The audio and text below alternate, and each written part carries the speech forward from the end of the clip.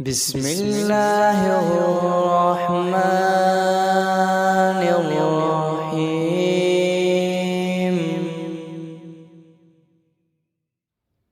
اعوذ باللہ من الشیطان الرجیم، بسم اللہ الرحمن الرحیم وبہ نستعین وہو خیر الناصرین۔ عزیزان محترم، السلام علیکم ورحمۃ اللہ۔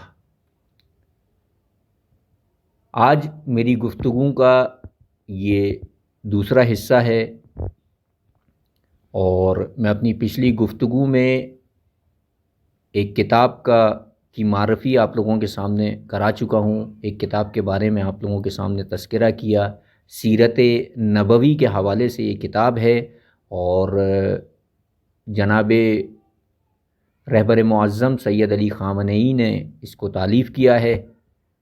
آپ لوگوں سے گزارش ہے کہ اس کا مطالعہ کریں، بہت مفید کتاب ہے۔ پروردگار عالم ہمیں توفیق دے کہ ہم علم حاصل کریں، سیرت نبوی پر چلنے کی کوشش کریں۔ عزیزان محترم، ہماری جو گفتگو چل رہی ہے سیرت نبوی کے حوالے سے ہے۔ جناب رسالت مآب حضرت محمد مصطفیٰ صلی اللہ علیہ وآلہ وسلم کی زندگی کے حوالے سے ہم گفتگو کر رہے ہیں۔ عزیزان محترم، دنیا جناب رسالت مآب سے پہلے دنیا کا یہ عالم تھا کہ ظلم و جور سے بھری ہوئی تھی، بت پرستی عام تھی، قتل و غارت عام تھا، ہر برائی عام تھی، اور تمام برائیاں اس معاشرے میں موجود تھیں۔ حتیٰ اگر کسی کے ہاں بیٹی پیدا ہوتی تھی تو وہ مایوب سمجھتا تھا، اور خود باپ اپنے ہاتھوں سے، اللہ اکبر، یعنی آپ اندازہ لگائیں کہ ایک باپ خود اپنے ہاتھوں سے اپنی بیٹی کو زندہ دفن کر دیتا تھا۔ یہ عالم تھا برائی کا، یہ عالم تھا ظلم کا، اور ایسے معاشرے میں پروردگار عالم نے جناب رسالت مآب کو بھیجا، یعنی ان کی ولادت ہوئی، اور اس تمام برائیوں کی جو جڑ تھی جزیرہ عرب، وہیں پر ہی آپ کی ولادت ہوئی۔ اور آپ کی ولادت کے وقت جو معجزات دنیا میں رونما ہوئے، ان معجزات سے یہ ثابت ہوتا تھا کہ آپ آئے ہی اصلاح کے لیے ہیں۔ یعنی کیا کہ جس وقت آپ کی ولادت ہوئی، جو بت تھے بت سرنگوں ہو گئے۔ فارس کا جو آتش کدہ تھا، اس کی 1000 سال سے آگ جو ہے وہ جل رہی تھی، روشن تھی، وہ بجھ گئی، خاموش ہو گئی۔ کیسر و کسرا کی جو حکومت تھی، ظالم حکومت، اس سلطنت میں جو ان کا دربار تھا، وہاں تہلکہ مچ گیا، 14 مینار ان کے گر گئے۔ یعنی یہ عالم تھا کہ جب آپ کی ولادت ہوئی تو یہ واقعات، یہ معجزات جو ہے وہ رونما ہوئے دنیا میں۔ بہت سے اس طرح سے معجزات ہوئے ہیں۔ تو یہ عالم تھا، یعنی جناب رسالت مآب، اس سے یہ ثابت ہو رہا ہے کہ جناب رسالت مآب کی ولادت یعنی گویا عالم انسانیت کی، نہ مسلمانوں کی، عالم انسانیت کی بقا کے لیے ہے، انسانیت کی بقا کے لیے ہے، انسانیت کی بقا کے لیے، فقط مسلمانوں کی نہیں۔ جبھی جناب رسالت مآب کو رحمت للعالمین کہا جاتا ہے، رحمت للمسلمین نہیں۔ جی عزیزان محترم، اور آپ صلی اللہ علیہ وآلہ وسلم کی زندگی ہدایت سے بھری ہوئی ہے۔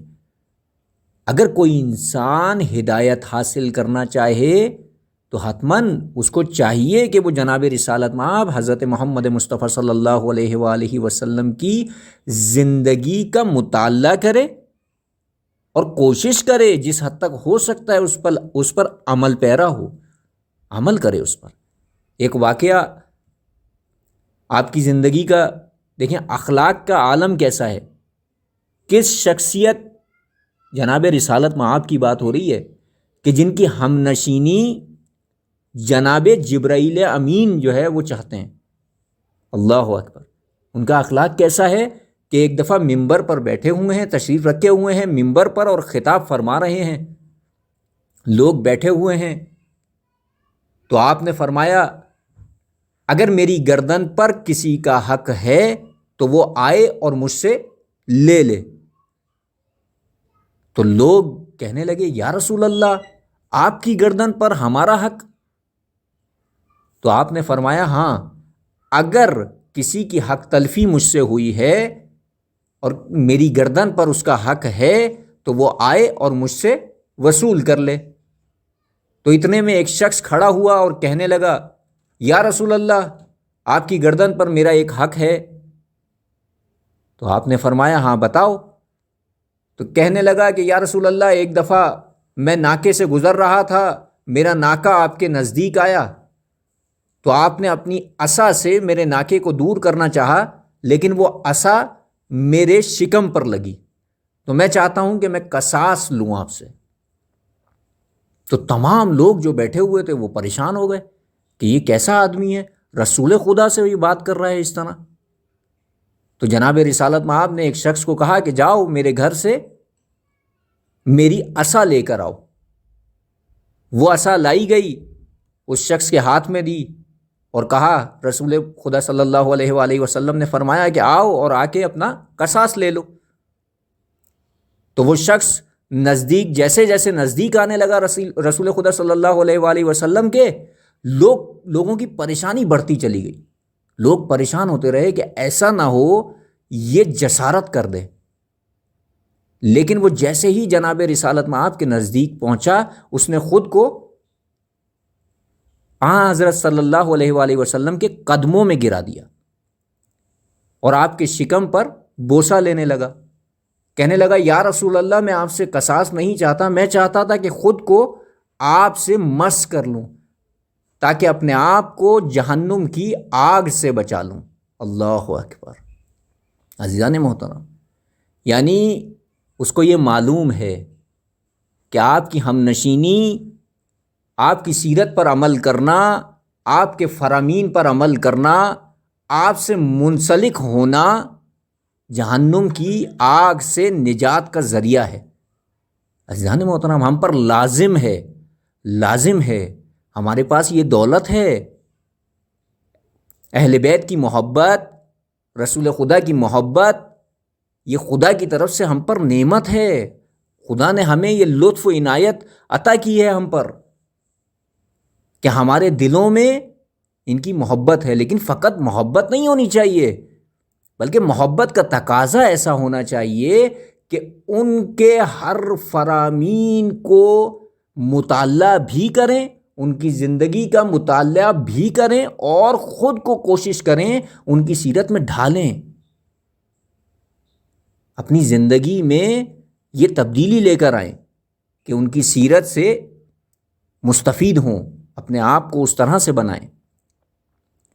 پروردگار عالم سے دعا گو ہوں پروردگار عالم ہم سب کو توفیق دے کہ ہم سختی سے سیرت نبی حضرت محمد مصطفیٰ صلی اللہ علیہ وآلہ وسلم اور ان کی آل پر چلنے کی توفیق عنایت فرمائے، اور اپنے وقت کے امام زمان علیہ السلام کے ظہور کے لیے تعجیل کے لیے دعا کرتا ہوں پروردگار عالم سے کہ جلد از جلد ہمارے وقت کے امام کے ظہور میں تعجیل فرمائے۔ والسلام علیکم ورحمۃ اللہ وبرکاتہ۔